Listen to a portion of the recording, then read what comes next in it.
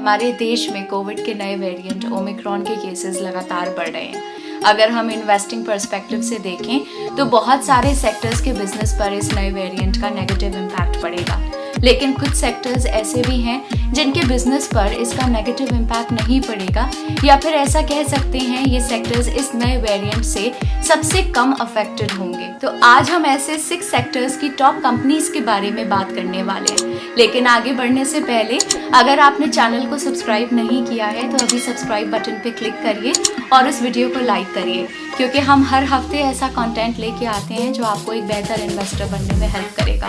तो चलिए अब अपने टॉपिक पे वापस आते हैं। हम मार्केट कैप के हिसाब से हर सेक्टर की टॉप 1 कंपनी को इस वीडियो में कवर करेंगे। तो चलिए इससे पहले बात करेंगे आईटी सॉफ्टवेयर सेक्टर की। इस सेक्टर पर ओमिक्रॉन का ज़्यादा नेगेटिव इम्पैक्ट नहीं पड़ेगा, क्योंकि आईटी कंपनीज के एम्प्लॉइज वर्क फ्रॉम होम भी कर सकते हैं और आईटी सर्विसेज की ग्रोथ कोविड-19 की वजह से बड़ी तेजी से इंक्रीज हुई है। मार्केट कैप के हिसाब से इस सेक्टर की टॉप कंपनी है टाटा कंसल्टेंसी सर्विसेज लिमिटेड। ये कंपनी टाटा ग्रुप की फ्लैगशिप कंपनी है जो इंफॉर्मेशन टेक्नोलॉजी, कंसल्टिंग और बिजनेस सॉल्यूशंस प्रोवाइड करती है। कंपनी का पीई रेशियो 37.48 है और इसका डेट टू इक्विटी रेशियो 0.08 है।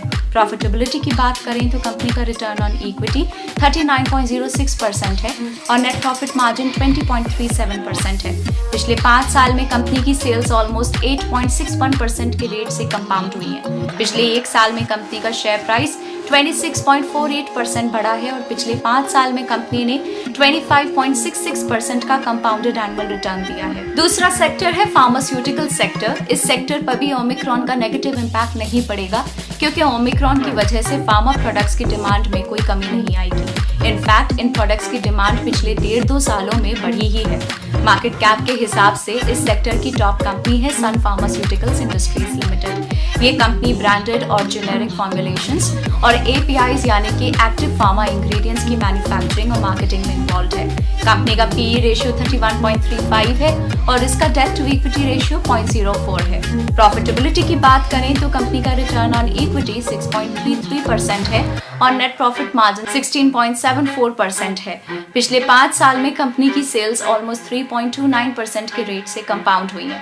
पिछले 1 साल में कंपनी का शेयर प्राइस 38.01% बढ़ा है और पिछले 5 साल में कंपनी ने 25.29% का कंपाउंडेड एनुअल रिटर्न दिया है। थर्ड नंबर पर हम बात करेंगे इंश्योरेंस सेक्टर की। इंश्योरेंस सेक्टर पर भी ओमिक्रॉन का ज्यादा नेगेटिव इम्पैक्ट नहीं पड़ेगा, क्योंकि कोविड की वजह से इंश्योरेंस यूजर्स की संख्या में कोई कमी नहीं आएगी। इनफैक्ट अब ज्यादा लोग इंश्योरेंस बाय कर रहे हैं।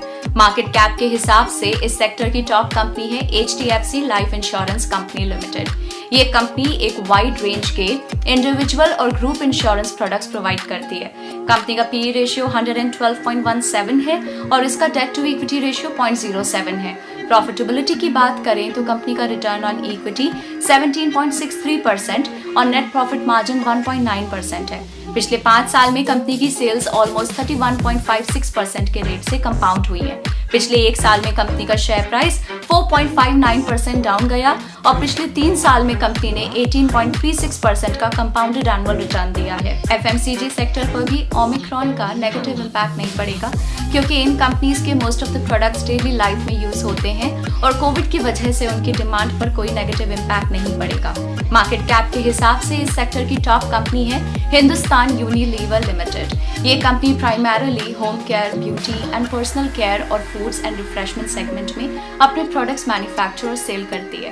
कंपनी का PE रेशियो 64.19 है और इसका डेट टू इक्विटी रेशियो 0.02 है।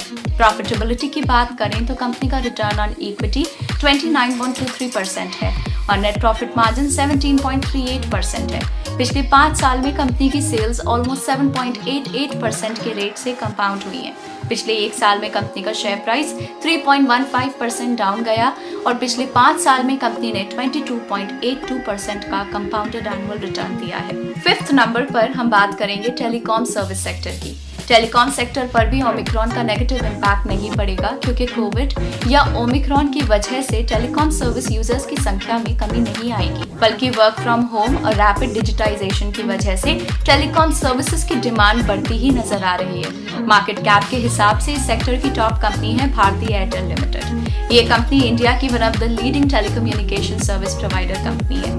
कंपनी का पीई रेशियो 140.04 है और इसका डेट टू इक्विटी रेशियो 3 है। प्रॉफिटेबिलिटी की बात करें तो कंपनी का रिटर्न ऑन इक्विटी -22.17% है और नेट प्रॉफिट मार्जिन -5.4% है। पिछले 5 साल में कंपनी की सेल्स ऑलमोस्ट 0.83% के रेट से कंपाउंड हुई है। पिछले 1 साल में कंपनी का शेयर प्राइस 33.17% बढ़ा है और पिछले 5 साल में कंपनी ने 19.81% का कंपाउंडेड एनुअल रिटर्न दिया है। 6th सेक्टर है हेल्थ केयर सेक्टर। ये एक ऐसा सेक्टर है जिसकी डिमांड कोविड के समय और ज्यादा बढ़ी है। मार्केट कैप के हिसाब से इस सेक्टर की टॉप कंपनी है Apollo hospitals enterprise limited. Apollo hospital हमारे देश का पहला कॉर्पोरेट हॉस्पिटल है। ये कंपनी एक वाइड रेंज की हेल्थ केयर सर्विसेज प्रोवाइड करती है। कंपनी का पीई रेशियो 89.44 है और इसका डेट टू इक्विटी रेशियो 0.8 है। प्रॉफिटेबिलिटी की बात करें तो कंपनी का रिटर्न ऑन इक्विटी 3.79% है और नेट प्रॉफिट मार्जिन 0.93% है। पिछले 5 साल में कंपनी की सेल्स ऑलमोस्ट 11.42% के रेट से कंपाउंड हुई है। पिछले 1 साल में कंपनी का शेयर प्राइस 103.84% बढ़ा है और पिछले 5 साल में कंपनी ने 32.64% का कंपाउंडेड एनुअल रिटर्न दिया है। तो ये थे वो 6 सेक्टर्स जिन पे ओमिक्रॉन का नेगेटिव इम्पैक्ट नहीं पड़ेगा, या फिर ऐसा कह सकते हैं कि ये सेक्टर ओमिक्रॉन से लीस्ट अफेक्टेड सेक्टर्स है। आप इन सेक्टर्स का नाम और उनकी टॉप कंपनीज